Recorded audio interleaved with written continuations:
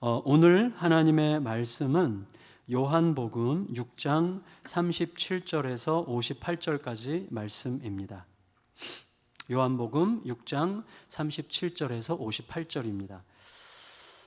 여러분 한번 보세요. 남녀가 만나는데 남자가 여자에게로 간 걸까요? 여자가 남자에게로 온 걸까요?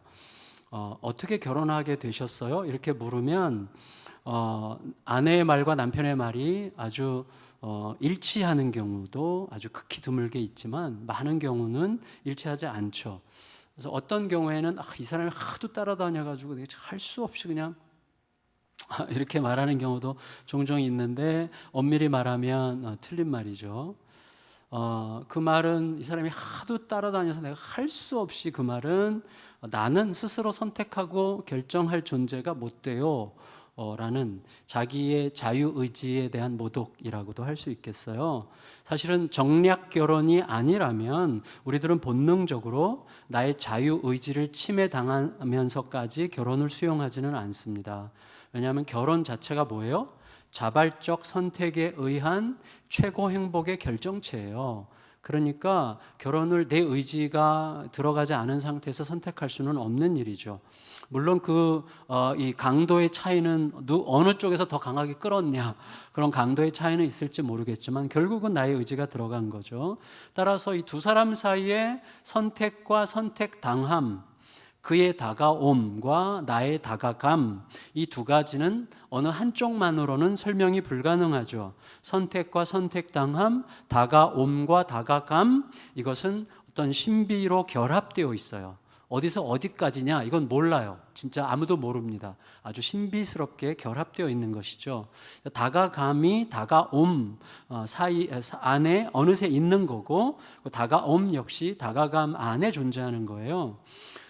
근데 오늘 말씀에서 저는 믿음에 관하여 라고 말씀을 나누려고 하는데, 믿은 것인가 믿어진 것인가, 또 믿지 않는 것인가 믿어지지 않는 것인가, 이것에 대해서 우리가 좀 예수님의 말씀에 비추어서 생각하고, 동시에 믿는다는 건 그러면 어떤 거냐, 그것을 예수님이 우리에게 오늘 말씀에 비추어 어떻게 설명하시는지를 들어보려고 하는 거예요. 예수님은 먼저 이렇게 말씀하십니다. 37절에서 39절까지 같이 읽겠습니다. 시작.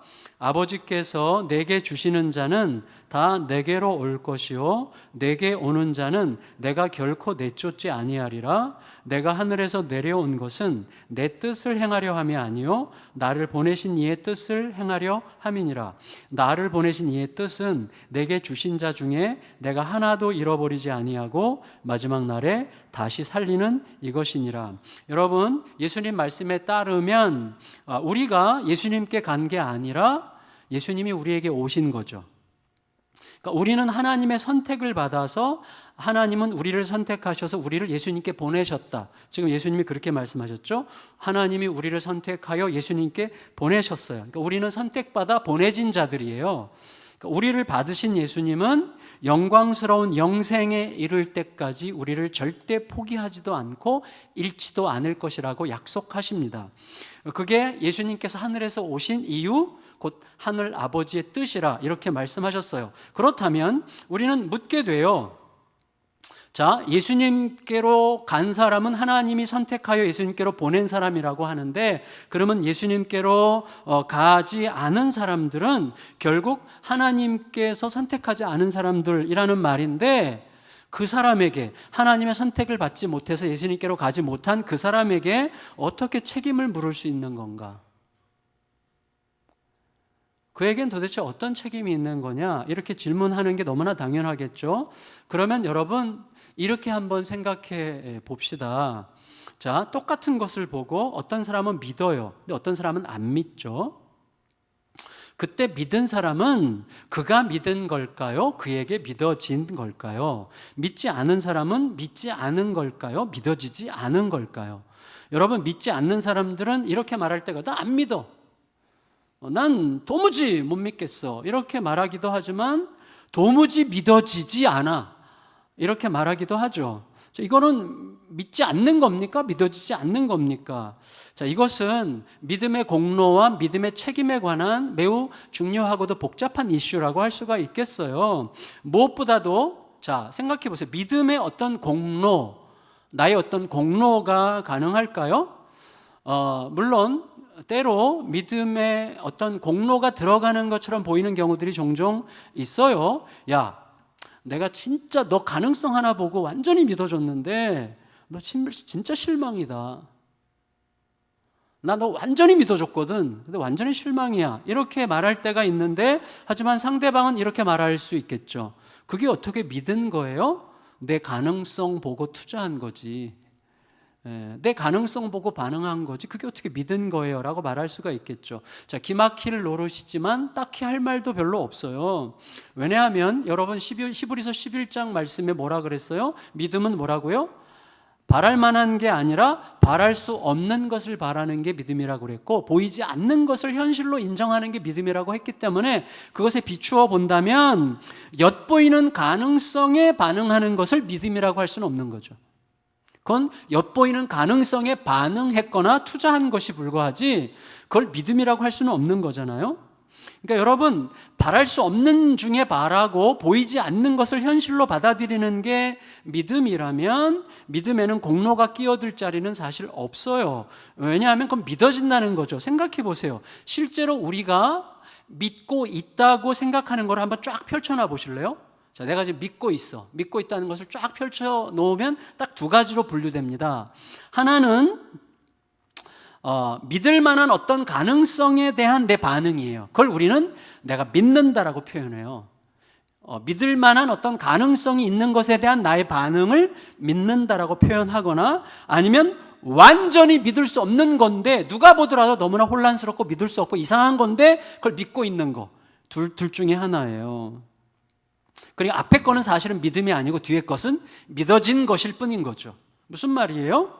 자, 혼란스럽고 모순이 가득해 보이는 이 땅의 현실에서도 전능하신 하나님의 사랑이 가득하다는 것을 믿는 거예요. 그렇죠? 임 집사님 믿죠?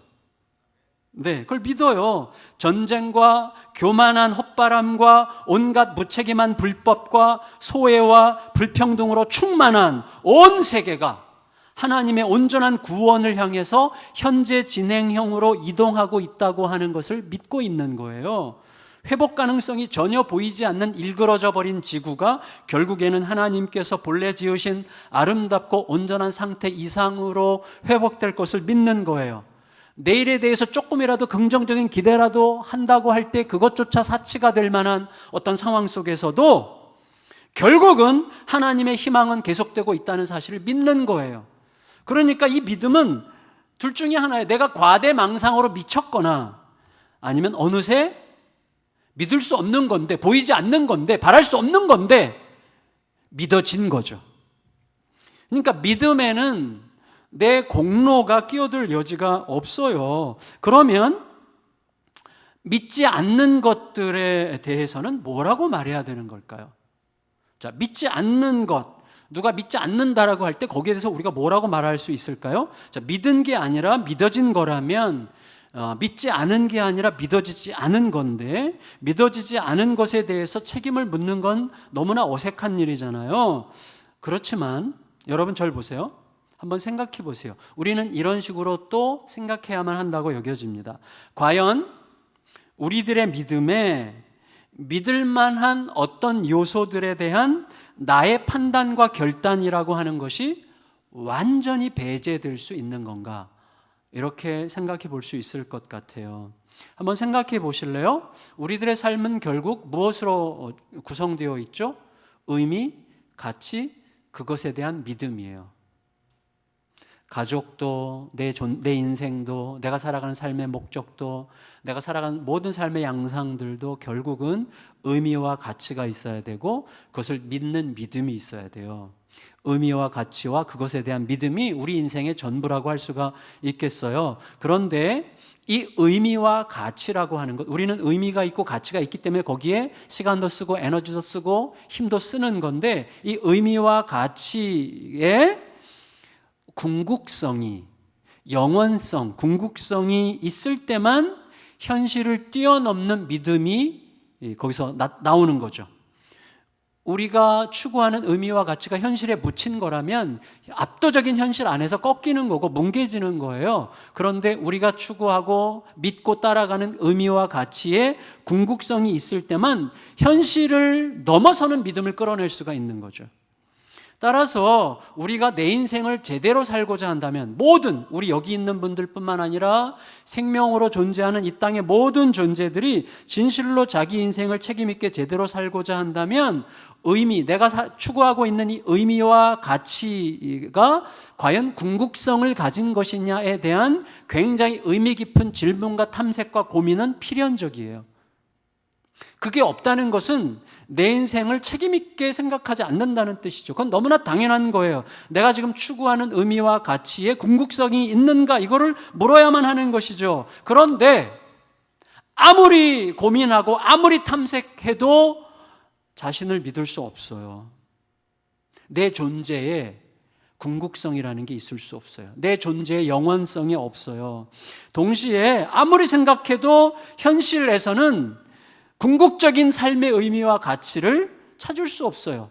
내가 추구하고 내가 원하는 삶의 의미와 가치에 대한 궁극적인 답변을 이 땅의 현실에서는 찾을 수가 없어요. 따라서 믿을 수 없는 내가 믿을 수 없는 현실을 판단하고 있는 것도 믿을 수 없어요.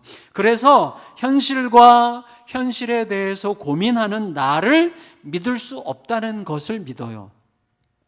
아무리 고민해도 하나님을 배제시키고는 도대체 세상 만사가 설명되지 않는다는 것, 그리고 하나님 없이는 궁극적인 삶의 가치와 의미를 어디서도 찾을 수 없다는 것, 그것을 인정하고 내가 그것을 인정한다는 것을 믿는 거죠. 그러니까 믿지 않는 사람들은 우리 모두가 어디서부터 시작이 돼야 되냐면 우리 모두가 태생적으로 내가 무엇을 의지적으로 선택함으로써 만들어진 존재가 아니잖아요. 우리는 태어날 때 이미 내 의지적 선택과 전혀 상관없이 선택된 존재죠. 선택당한 존재죠. 따라서 내가 선택당해서 태어난 존재라는 엄연한 진실을 앞에 두고 더 충분히 탐색하고 더 충분히 고민하지 않은 것에 대해서 책임져야죠. 믿지 않는 사람들은, 그리고 믿을 것을 믿지 않았다는 것과 믿지 말아야 할 것을 믿었다는 것과 그 결과에 대해서도 책임을 져야 하는 것이죠. 따라서 어떤 면에서는 충분히 탐색하고 충분히 고민한 끝에 나는 진짜 아무리 생각해봐도 하나님을 못 믿겠다라고 결론을 내린 사람이 하나님을 믿을 가능성이 훨씬 많다고 생각할 수 있는 그런 역설도 가능한 것입니다. 하지만 동시에 아무리 이 땅의 지식과 논리를 총동원해도 믿기 어려운 사실, 예수님의 죽음과 부활을 어느새 내가 믿게 됐다는 그것은 내가 믿은 게 아니라 믿어진 게 분명하죠. 그 사건이 나와 온 세상을 위한 영원한 사건이고 내가 그 현실 한가운데 존재한다는 사실을 어느새 믿게 됐다는 것은 믿은 게 아니라 믿어진 거죠. 결국 믿게 된 것에는 공로성이 없지만 믿지 않은 것에는 책임성이 있는 거죠. 따라서 우리가 아버지의 선택을 받아서 아들에게 보내졌다라고 하는 지극히 믿음의 수동적인 면과 아들 예수님을 보고 믿는다라고 하는 이 능동적인 면은 이 신비함 속에 결합되어 있는 거예요. 여러분 40절 같이 읽을까요? 40절 시작. 내 아버지의 뜻은 아들을 보고 믿는 자마다 영생을 얻는 이것이니 마지막 날에 내가 이를 다시 살리리라 하시니라. 아까 37절에서는 아버지께서 내게 주시는 자는 다 내게로 올 것이요 라고 말씀하셨지만 40절에서는 내 아버지의 뜻은 아들을 보고 믿는 자마다라고 표현하셔서 이 두 가지가 매우 신비하게 결합되어 있다는 것을 우리에게 말할 수밖에 없게 하십니다. 따라서 이렇게 우리는 이야기해야 되는 것이죠. 우리의 희망은 내가 얼마나 강한 믿음을, 아주 센 믿음을 가진 괜찮은 존재가 되느냐에 있지 않아요. 우리의 희망은 오직 끝까지 책임지고 완전한 형태로 구원하실 예수님의 약속에 우리들의 희망이 있다고 말할 수 있겠습니다. 자, 예수님의 이 말씀을 듣고 있는 백성들은 어쩌면 불로초 같은 떡을 기대했거나 그런 떡을 줄 위대한 지도자를 갈망했을 거예요. 그래서 그들의 입장에서 그들은 뭐예요? 기적을 바라고 있죠. 기적은 뭐예요? 어떤 객관적 사실이 내 삶을, 내 환경을 바꾸는 것을 기대하는 거죠. 그러니까 예수님께서 생명의 양식, 영원히 배고프게 하지 않을 생명의 양식을 너에게 주겠다라고 말씀하실 때는 막 기다리는 거죠. 막 기대가 절정에 이르러서 막 기다리는데 갑자기 그 생명의 떡이 바로 나다. 내가 그 생명의 떡이다라고 말할 때 갑자기 혼란스러워지는 거예요. 굉장히 당황했습니다. 41절, 42절 읽겠습니다. 시작. 자기가 하늘에서 내려온 떡이라 함으로 유대인들이 예수에 대하여 수군거려 이르되 이는 요셉의 아들 예수가 아니냐? 그 부모를 우리가 아는데 자기가 지금 어찌하여 하늘에서 내려왔다 하느냐? 여러분, 언뜻 보면 이 사람들의 혼란스러운 상태가 이해가 돼요. 어떻게 보면 예수님의 말씀보다도 그들의 의심이 더 설득력이 있어요. 예수님의 말씀은 너무나 황당했던 반면에 그들이 예수님을 요셉의 아들로 알고 있다고 하는 것은 객관적 사실이었잖아요. 그러니까 그들의 혼란스러움이 더 이해가 되는 것이죠. 하지만 여러분, 이거 생각해야 됩니다. 그 사람 엄청 무섭게 생겼어. 진실이에요. 진짜 무섭게 생겼어요. 그런데 알고 보면 너무 따뜻한 사람이야. 이것도 진실이죠. 그러면 그 사람 정말 무섭게 생겼어라는 말에서 알고 보면 따뜻한 사람이야 라는 말까지 가려면 알고 보면이라는 과정이 반드시 있어야 되는 거죠. 따라서 이 알고 보면이라는 이 시간, 이 이해의 시간, 기다림의 시간, 믿음의 시간, 그가 자기를 스스로 나에게 충분히 나타낼 때까지 내가 기다리는 그런 시간이 반드시 필요한 것이죠. 그러니까 백성들은 그 알고 보면이라는 과정을 반드시 받아들였어야만 합니다. 그 과정을 생략하는 것이야말로 진실하지 못한 거죠.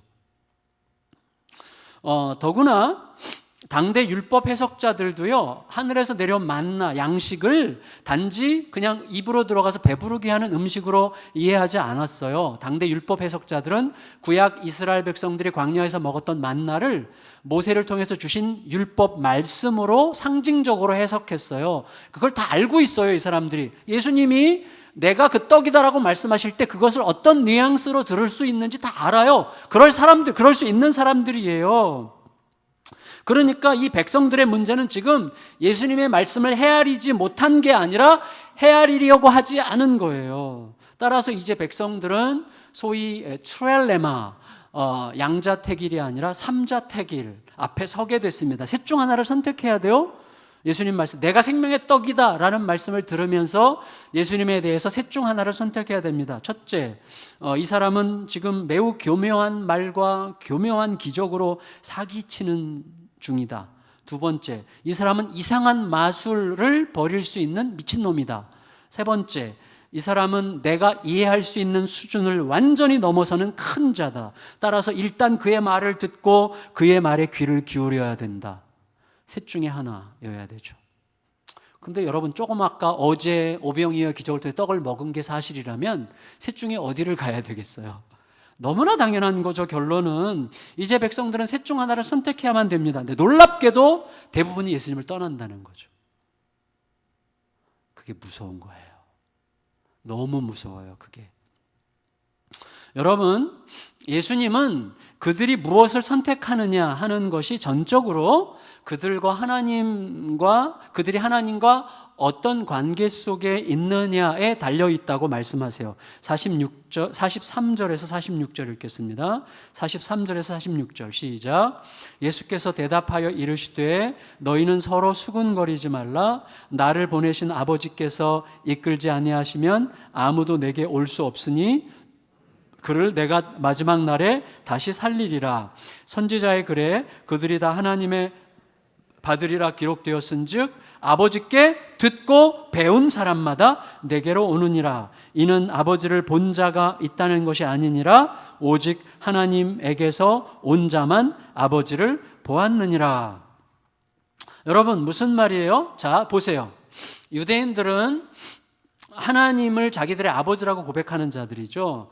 하지만 지금 하나님을 내 아버지라고 고백하는 하나님의 아들로 자처하는 자들인데 하나님의 참 아들이 오셨는데 못 알아봐요. 그죠? 그것을 예수님께서는 하나님을 아버지라 부르지만 아버지의 이끄심을 받은 게 아니다 라고 말씀하세요. 그럼 아버지의 이끄심을 받는다는 건 뭐냐에 대해서 선지자들을 인용해서 그것은 아버지로부터 듣고 배우는 거다라고 해석했어요. 다시 말하면 너희는 아버지의 이름은 부르지만 아버지로부터 듣고 그의 말씀으로부터 듣고 배운 게 아니라 너희들의 선입견과 편견으로부터 듣고 배운 자들이다. 이런 말씀이죠. 따라서 말씀으로 오신 예수님을 알아보지 못하고 그 말씀을 깨닫지도 못해요. 하지만 말씀을 듣는 자는 누구예요? 아버지의 이끄심을 따라 아버지의 말씀을 듣고 배워 아버지의 이끄심을 따라 예수님께로 가고 그들은 자신이 아버지를 보고 아버지로부터 오신 예수님을 통해서 아버지를 보게 됐다는 것을 알게 될 거라고 말씀하세요. 그래서 나를 통해서 너희들은 너희의 아버지가 누구인지를 더 실감나게 구체적으로 보게 되는 거다 이렇게 말씀하세요. 그래서 우리가 몇 주 전에 빌립에 대한 예수님의 답변을 생각했었죠. 요한복음 14장 9절에서 예수님이 말씀하셨습니다. 내가 이렇게 오래 너희와 함께 있으되 너가 나를 알지 못하느냐? 나를 본 자는 아버지를 보았거늘 어찌하여 아버지를 보이라 하느냐 이렇게 말씀하셨었죠. 자, 이제 예수님은 아버지의 이끄심을 따라 예수님께로 가서 예수님을 믿는다는 것. 자, 우리들에 대한 설명이죠. 아버지의 선택을 받아 아버지의 이끄심으로 예수님께로 가서 예수님을 믿는 자들인데 우리가 그게 뭘 뜻하는지를, 그게 뭘 의미하는지를 다시 구체적으로 이렇게 또 부연 설명을 하세요. 47절에서 51절 읽습니다. 시작. 진실로 진실로 너에게 이르노니 믿는 자는 영생을 가졌나니 내가 곧 생명의 떡이니라. 너희 조상들은 광야에서 만나를 먹었어도 죽었거니와 이는 하늘에서 내려오는 떡이니 사람으로 하여금 먹고 죽지 아니하게 하는 것이니라. 나는 하늘에서 내려온 살아있는 떡이니 사람이 이 떡을 먹으면 영생하리라. 내가 줄 떡은 곧 세상의 생명을 위한 내 살이니라 하시니라. 이 말씀을 하시고 뒤에 가서 한 번 더 강조해서 다시 설명하십니다. 56절에서 58절까지 읽습니다.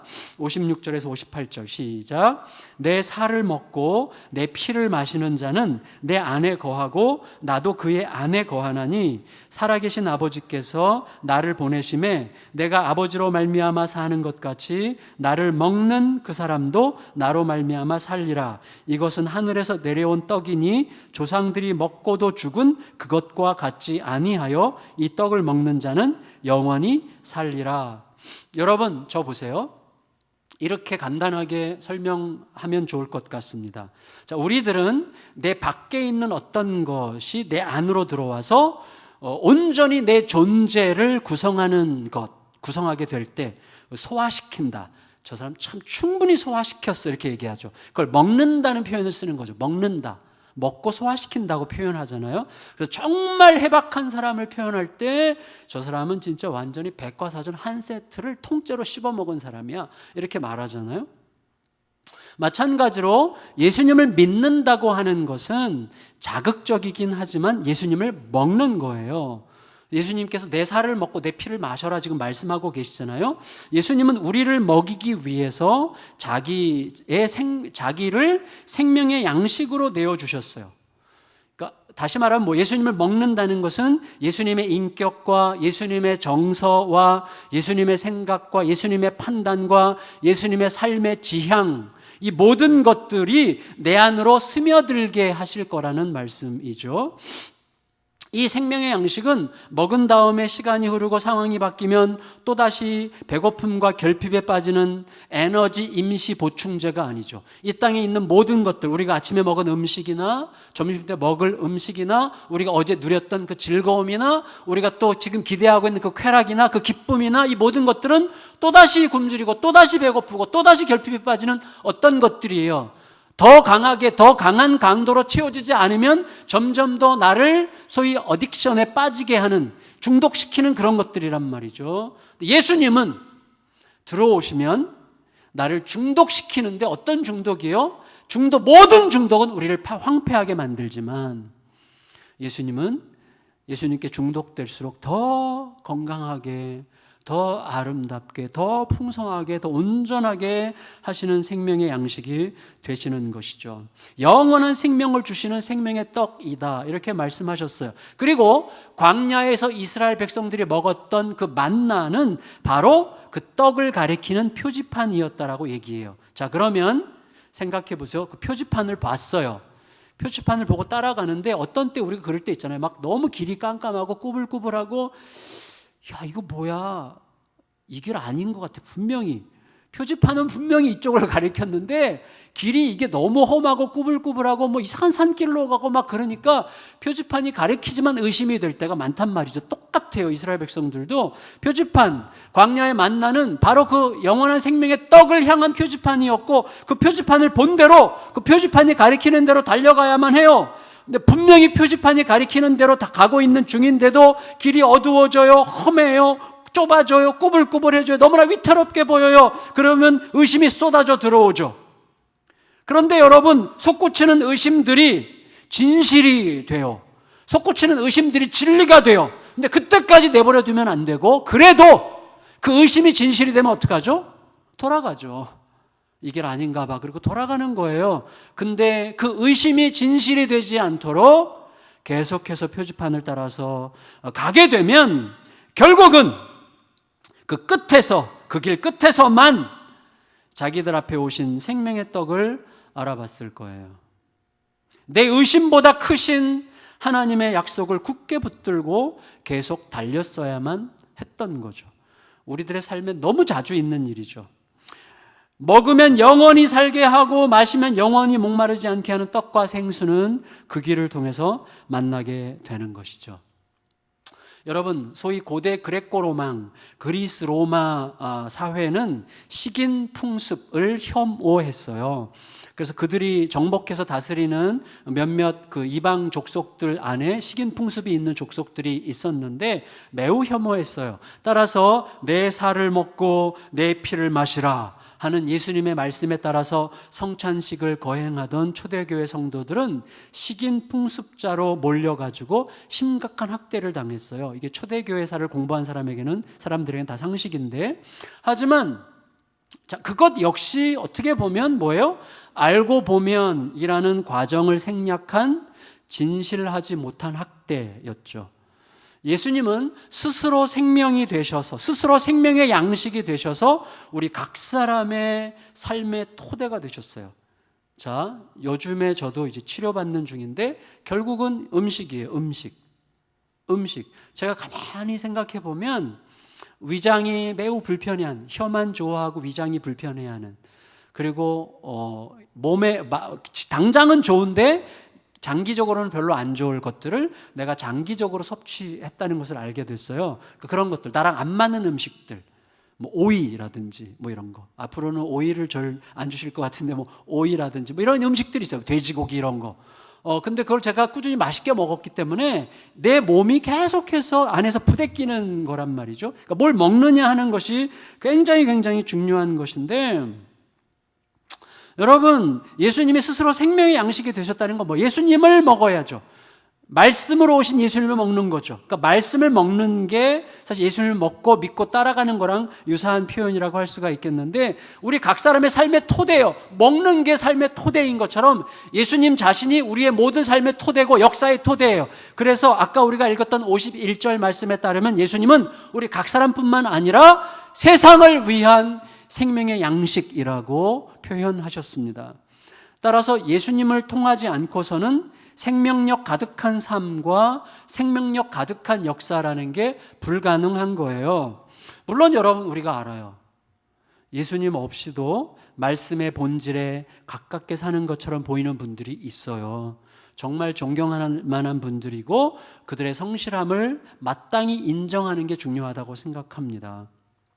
여러분, 하나님의 이름으로 교회에 다니면서 자기 이름과 자기 명분과 자기의 이해관계와 자기의 탐욕적인 욕망과 자기의 쾌락과 자기 이기심을 위해서 하나님의 이름과 교회를 이용하고 욕되게 하는 자들이 많이 있지만, 어떤 분들은 예수님을 고백할 수는 없지만 오히려 예수님의 이름에 걸맞게 교회가 가르치는 본질에 더 합당하게 살아가는 분들도 틀림없이 있습니다.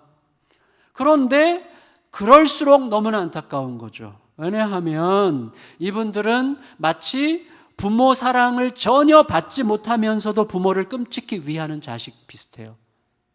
너무나 안쓰럽죠. 여러분, 그걸 바람직하다고 절대 말하면 안 되죠. 부모 사랑을 전혀 받지 못하고 오히려 심지어 부모로부터 학대를 받았음에도 불구하고 부모를 끔찍히 사랑하는 사람의 모습을 바람직하다고 말할 수는 없잖아요. 바람직한 삶은 뭐예요? 나에게 쏟아져 내려오는 사랑에 잘 대답하는 거죠. 그게 바람직한 삶이죠. 나에게 쏟아져 내려오는 영원한 사랑에 잘 대답하는 게 바람직한 삶 아니겠어요? 나에게 쏟아져 내려오는 영원한 사랑이 없다면 우리들의 어떤 몸부림과 노력과 신실한 듯 보이는 태도와 어떤 종류의 대답에도 영원성과 궁극성이 없기 때문이에요. 그래서 안타까운 거죠. 여러분, 안타깝게도 그런 사랑은 어느 누구에게도 궁극적인 가치와 궁극적인 의미를 줄 수 없어요. 그래서 넘지 못할 현실, 극단적 상황이 되면 뭉개지거나 허무로 이어집니다. 아주 허무해지죠. 가장 바람직한 삶은 영원한 양식이신 예수님을 먹고 예수님을 믿고 그의 말씀을 통하여 연합하고 예수님의 일부가 되어 그 사랑이 나를 늘 통과하게 하고 이 땅을 그 사랑으로 채우면서 영원으로 이어진 예수님의 길을 따라가는 거죠. 그게 가장 바람직하겠죠. 말씀을 마치겠습니다. 성도 여러분, 우리들은요, 끝끝내 우리 수준에서 생각할 수밖에 없어요. 그렇죠. 내 수준에서 생각할 수밖에 없어요. 하지만 내 수준에서 생각할 수 있는 것만 진실이라는 생각은 하지 말아야 되죠.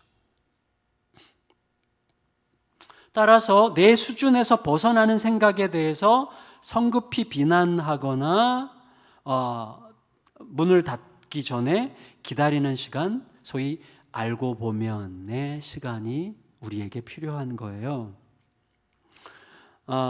그런데 안타깝게도 우리들은 내 생각이 틀리다는 것을 받아들이는 걸 참 힘들어해요. 내가 틀렸다고 하는 것, 특히 남자들이 더 그런데 내가 틀렸다는 게 증거되는 것 같은 현실을 못 견뎌요. 내 존재를 막 잃어버린 것 같은 힘겨움을 느껴요. 그걸 자존심이라고 우리가 보통 표현하죠. 자존심 빼면 시체야. 그 말은 자존심이 내 존재라는 거죠. 굉장히 심각하게 여겨요. 그래서 대개는 내가 틀렸다고 느끼게 만드는 상대방을 말도 안 되는 소리 늘어놓는 자 정도로 분류해서 비난하죠. 이스라엘 백성들이 지금 그러고 있어요. 52절 읽고 마치겠습니다. 52절 시작. 그러므로 유대인들이 서로 다투어 이르되 이 사람이 어찌 능히 자기 살을 주어 우리를 먹게 하겠느냐. 아주 여기서 다퉜다는 말은 굉장히 심하게 다퉜다는 뜻인데, 자, 그런데 여러분, 이들이 이제 혼란 속에 빠졌는데 예수님은 이 사람들을 어떻게든 구슬러 가지고 설득해 가지고 말씀을 잘 받아들이게 할 필요를 안 느끼세요. 설득하지 않으세요. 이유는 이게 이해와 설득의 문제가 아니라 생명의 문제이기 때문이에요. 자, 예수의 생명이 있으면 아무리 어려워도 이해해요. 저희 장모님은 그 학력이 매우 짧으신데 제가 볼 때는 신앙의 세계를 저보다 훨씬 더 깊이 들어가신 것 같아요. 그거는 이해와 달라요. 그러니까 예수의 생명이 있으면, 믿어지면 깊이 들어가요. 여러분, 그 생명의 문제예요, 생명의 문제. 그래서 아무리 어려워도 이해해요. 혹은 이해하지 못하면 믿어요. 생명이 있는 증거예요. 근데 예수가 내 이해보다 훨씬 크다는 걸 믿기 때문이죠. 하지만 예수의 생명이 없으면 아무리 쉬워도 이해하지 못해요. 아니, 이해하고 싶지 않아 해요. 아무리 쉬워도. 그는 자기가 이해할 수 없기 때문에 혹은 받아들이고 싶지 않기 때문에 믿지 못한다고 말해요. 내가 이해하느냐 여부가 예수보다 크기 때문이죠. 여러분, 그런데 생명은 생명의 양식을 먹을 때만 일어납니다. 생명의 양식을 먹어야 생명이 일어나는 거예요. 생명의 양식은 예수님이고, 예수님을 먹는다는 것은 말씀을 믿고 말씀을 먹고 그리고 말씀을 믿는 거죠. 말씀을 따라가는 거죠. 그래서 어거스틴은 이렇게 얘기한 적이 있어요. 크레데 에트 만두카스티라는 말인데 라틴어로 믿으라, 너희는 먹었다, 이렇게 표현을 했어요. 여러분, 생명의 양식을 먹는다는 것은 뭐예요? 말씀이, 예수님이 전적으로 옳으시다는 것을 인정하는 거죠. 나의 하찮은 판단과 고집을 고요히 내려놓고 예수님께 귀와 마음과 생각과 몸을 맡기는 거예요. 그렇게 되면 어떻게 되죠? 더 알기 시작해요. 그래서 그 길을 따라 걸으면서 연신 말하게 돼요. 맞아, 그거였어. 그 말을 많이 하게 되는 분은 그 길을 걷고 있는 거죠. 맞아, 그거였어. 그 말을 하는 사람은 뭐죠? 그 말씀을 따르고 있다는 증거예요. 말씀과 함께 가고 있다는 증거예요. 그 사람은 말하게 돼요. 맞아, 그거였어. 그렇지, 바로 그렇게 되는 거였지. 역시 예수님이 완전히 옳으셔. 이 말을 많이 하게 돼요. 여러분, 이 말을 많이 하시기를 축원합니다. 많이 하게 되기를 진짜로 축원합니다. 그렇게 고백하게 되는 거예요. 53절에서 55절 읽고 마칠게요.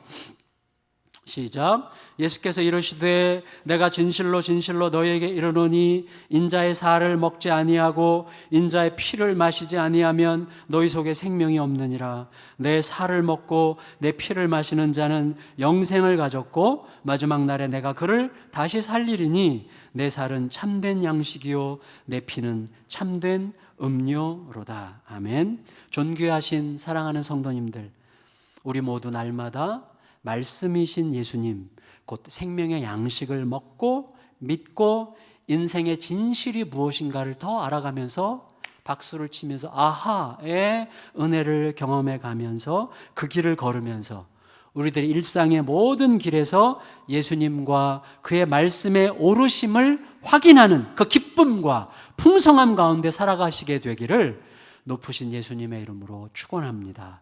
아멘. 다 같이 일어나셔서 주의 손에 나의 손을 포개고 찬양하시겠습니다.